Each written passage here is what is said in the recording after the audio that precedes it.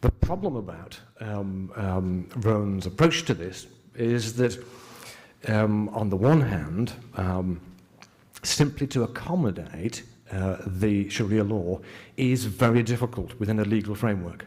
Barno looked at this, and in her research was quite clear that actually the majority of Muslims that she talked to did not want that kind of accommodation. They didn't want a formal framework. They didn't want that kind of acknowledgement of difference. They preferred to maintain an informality in that kind of approach. And there were lots of arguments. The women that she spoke to argued vociferously that they felt that if you accommodated this formally into UK law, there could be abuses of power, all the kind of arguments that we would want to put forward. And Williams was aware of this, therefore he wanted to have a framework of responsibility that would be there, making those who actually administered Sharia law accountable to each other and to the wider law in some way. And that was okay as far as it went. But his view of responsibility was limited. So my argument is that he certainly wanted to get into the conversation, and he certainly wanted to move into some sense of accountability to law and to each other, but he missed the third element of responsibility. In an Aristotelian approach and in further developments on responsibility, there tend to be three levels, interactive levels of responsibility. One is the idea of agency. I am responsible for what I think and for the effects that I have upon others and upon the world. Secondly, the idea of accountability. I am accountable to certain people, stakeholders or whatever, and therefore I need to have the capacity to give an account of my thinking and my actions. But thirdly, a much wider notion of responsibility, and that's the idea of liability. This is the idea of shared responsibility with others for what we have, our community, our environment, and so forth. And one of the problems I want to argue with Williams' approach is that, in fact, he missed that out. And therefore, the core of his argument was all about accommodating difference, not actually looking at how difference can work together in shared responsibility, and how difference in that situation was, and is, I would argue, critical to any response in terms of society, any notion of multiculturalism. Gulen has a strong sense throughout his writing of responsibility, and it's a fascinating area. You can see how his thinking about responsibility has elements of Aristotelian thought. You can see how elements of it even move into sort of possibly existential. You know, I must take responsibility for my being and my response, and certainly elements of it move into that dreadful notion of postmodernity. I'm not going to define postmodernity. I'm not sure if it exists. Let's forget about those kind of terms just for the time being. But I want to argue that actually that notion of responsibility sits at the heart of a model of multiculturalism which I think he has to offer to society. The first part of that has an accountability which is directly faced towards God. So the individual and the Islamic world are responsible to God. This is based in creation theology, and clearly, as we've heard throughout the conference, this establishes this notion of vicegerency. It is up to us to give an account in action to God and in thinking to God.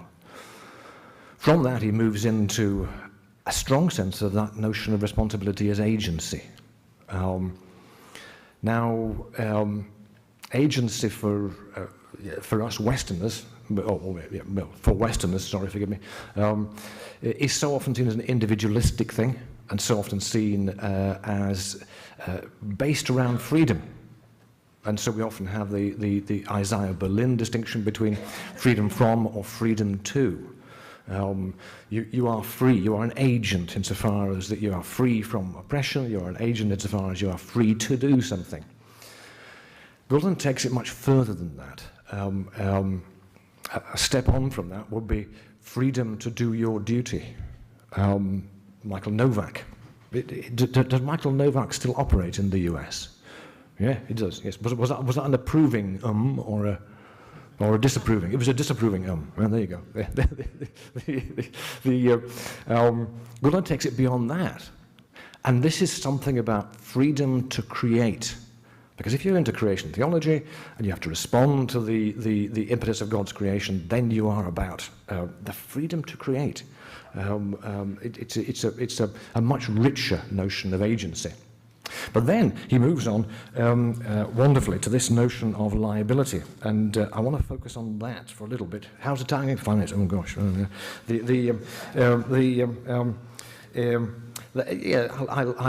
I'll briefly point out. Basically, it seems to me this notion of universal responsibility is where Gulen joins hands with an awful lot of these postmodern thinkers, from Levinas to Bauman and all these characters.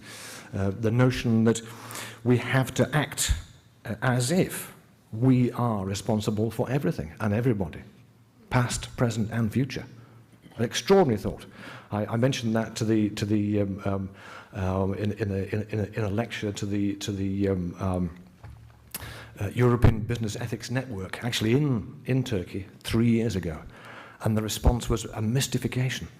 How can business people be responsible for everything in the past, the present, and the future? We had a good conversation. It was mostly American academics who couldn't cope with this, which was interesting. But he focuses on on that core notion of universal responsibility. As that develops, this is quite clearly based in the notion of being responsible in fact. We've heard this before, the notion that there is a spirituality at the core of Gulen, which is cognitive, affective, and somatic, and social. We want to see what it means. His spirituality is about seeing what the difference is. It's not about just knowing the idea of it, it's seeing the difference. And clearly that demands that we work together toward that. I can see it. If we look at Sharia law in light of this situation, and by looking at Sharia law, we may discover some way of giving a contribution to the process through Islam. There is a different view from Islam than the popular view in the public today. We have to reinterpret our own values as Muslims, and we have to make those relevant to today, but at the same time, they stand in their own right.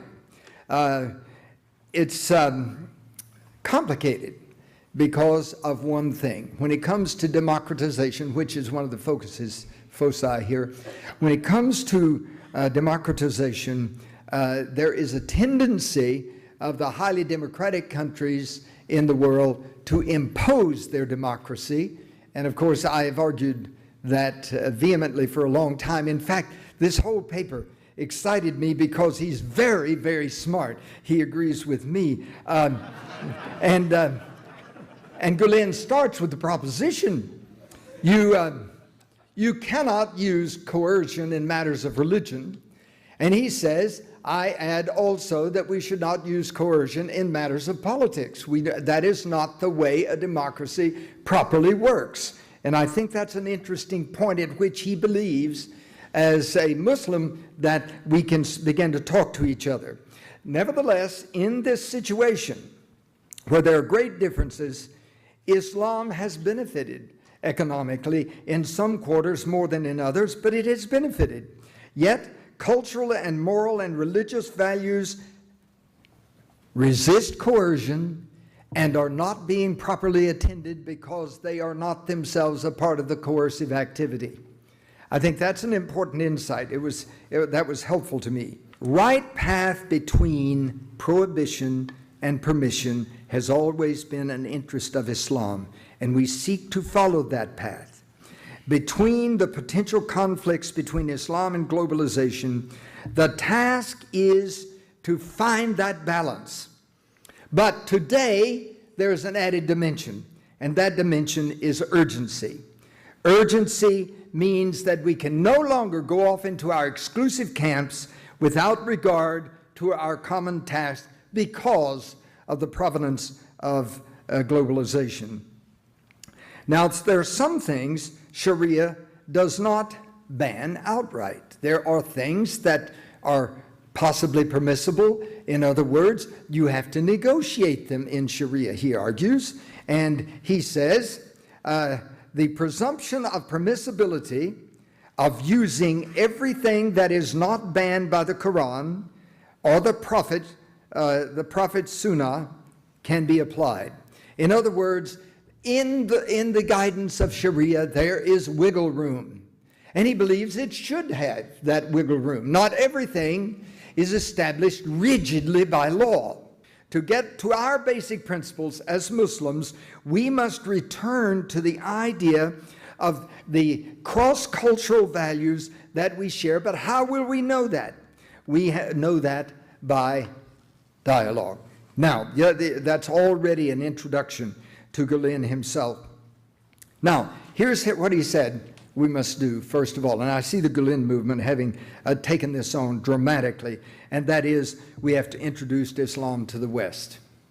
I think that's the reason I said last night I've been in a steep learning curve, because my abysmal ignorance of Islam was threatening me, and I didn't know exactly why. But part of it, this paper says, is globalization. In my mind, a rather unique characteristic of the Gulen movement that demands a more thorough analysis and attention. On the whole, the emerging literature on both the works of Fethullah Gulen and the Gulen movement, which we should note spans the academic and non-academic divide, can be divided into two broad categories. On the one hand, we might list works that focus broadly on the theological bases and ethical aspirations of Gulen's oeuvre and the Gulen movement. Works in this vein, including much of Gulen's own writing, tend to emphasize questions of interreligious dialogue, Gulen's relationship to strands and concepts in Islamic theology such as Sufism, and other broadly theological and ethical questions. On the other hand, a second category of literature pays specific attention to the sociological formations and political implications of the Gulen movement. I'm thinking here of much of Hakan Yavuz's work, also Berna Turum's Between Islam and the State. Undoubtedly, each of these two sets of literature about Gulen and the Hizmet movement have made crucial contributions to a more thorough understanding of contemporary Islam, both in Turkey and globally. Gulen makes a serious statement about how the democratization process, which is inevitable, can be contributed to by Islam if Islam will carefully reinterpret its own self-understanding, and how Islam can be shaped, on the other hand, by that process. And he's fairly critical of Islam from an insider's position, but he's critical in a creative way. Nothing destructive at all. He goes back to the great principles of Islam, which are never in doubt or questioned for him, but he says those can be made manifest in a world that has changed profoundly, namely globalized democracy.